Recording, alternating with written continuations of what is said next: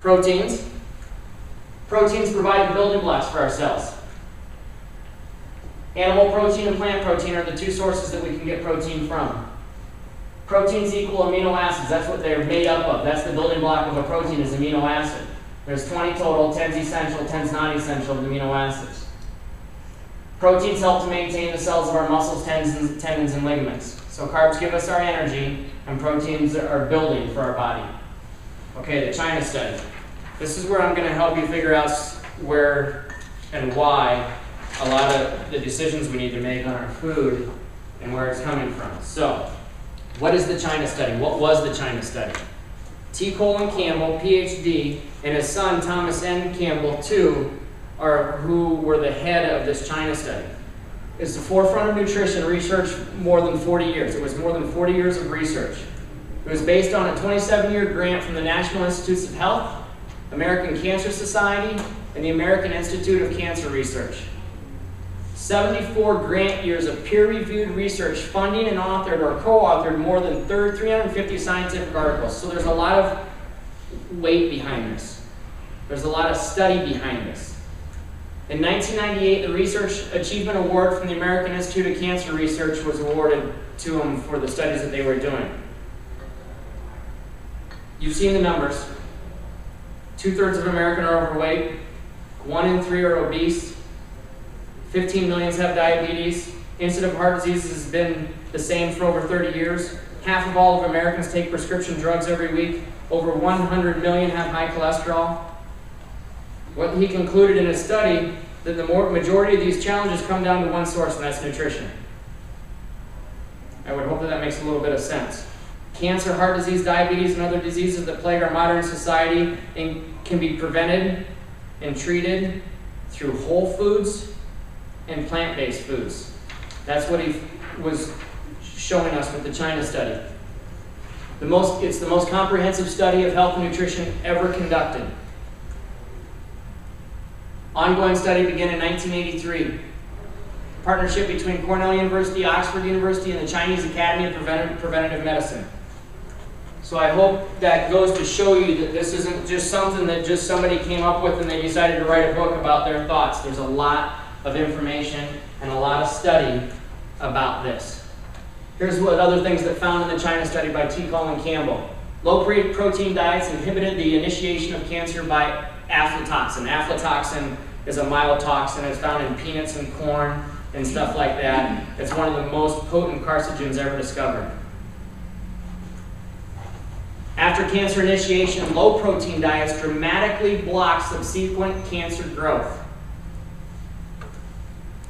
Cancer was consistently promoted by casein, which makes up 87% of cow's milk. So when he studied cancer, 83% of all cancer victims were toxic in casein. And casein makes up 87% of cow's milk. Even at high levels of intake, safe proteins from plants did not promote cancer. So plants are also protein. We saw animal proteins and plant proteins.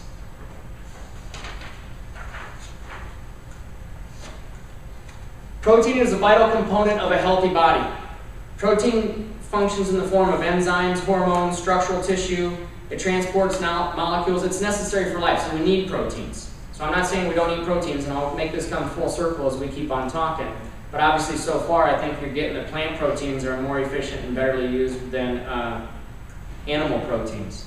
When proteins wear out, they must be replaced through the foods we eat.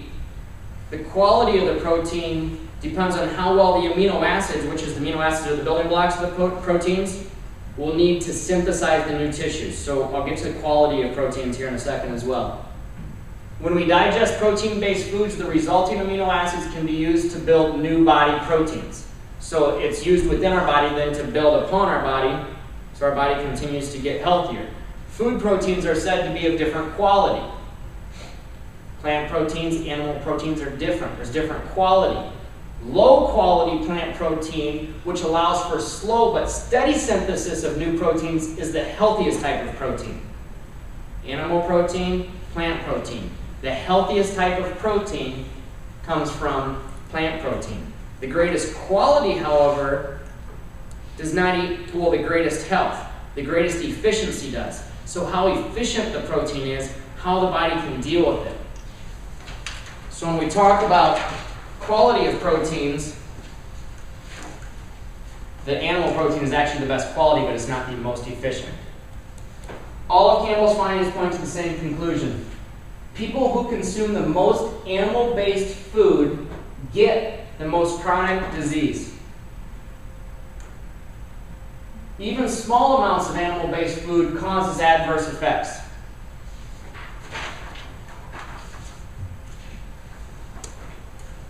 Rules of healthy eating.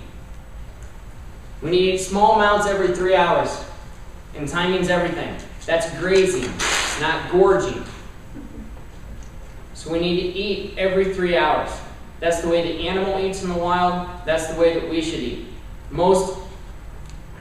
A lot of Americans gorge. They'll skip breakfast, or they'll just have coffee and something on the run, and they call that breakfast, and it's not, obviously. They'll hit lunch probably, and then they'll have quite a large dinner. That puts the body into survival mode. Because your body is not getting the calories consistently through the day. So if your body's in survival mode, it's in a stress mode too. So that produces cortisol by your adrenal glands that sit on top of your kidneys, so now your body's stressed. Think about that hunter and gatherer. That's who we evolved from. His genome, his genetics is who we evolved from.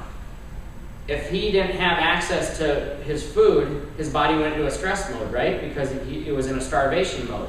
So the body produces that cortisol for a reason, because it's helping the body, makes it store more fat.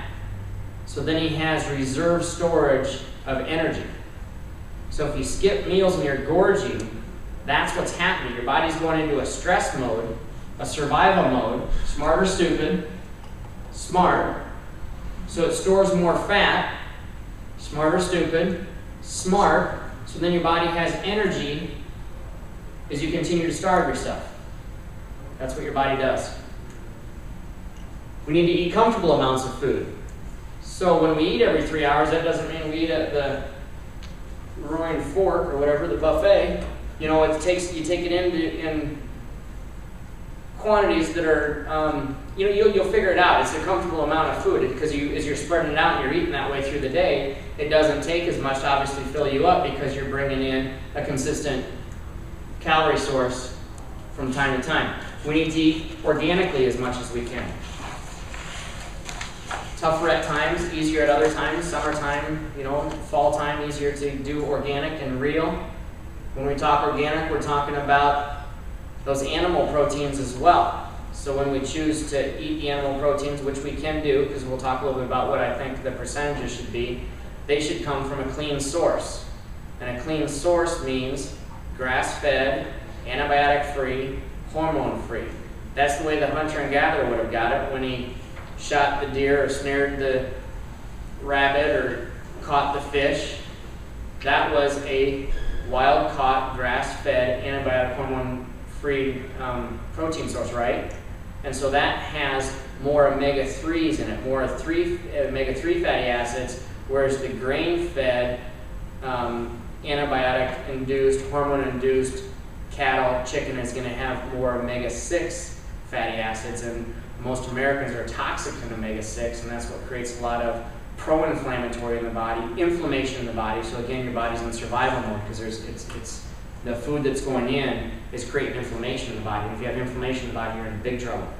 It's along with that acidic environment. If your body's acidic and inflamed, your body's consistently in survival mode, and it's trying to do everything in its power it can to try to get rid of that. We should eat in a relaxed state. We're busy, multitasking, fast-paced, but we should, try to eat in a relaxed state. Americans really have distorted sense of portion size. When you look at the studies and you look at, do you want that supersized or whatever, or even at restaurants, when you look at portion size, it's way distorted. It's way too much. The typical serving size in restaurants is not an appropriate size. Okay, it needs to be. When they talk about the size of a protein or the size of a carb, that's what it needs to be, and then if you take it in consistently through your 5 or 6 meals, that's the best way to do it.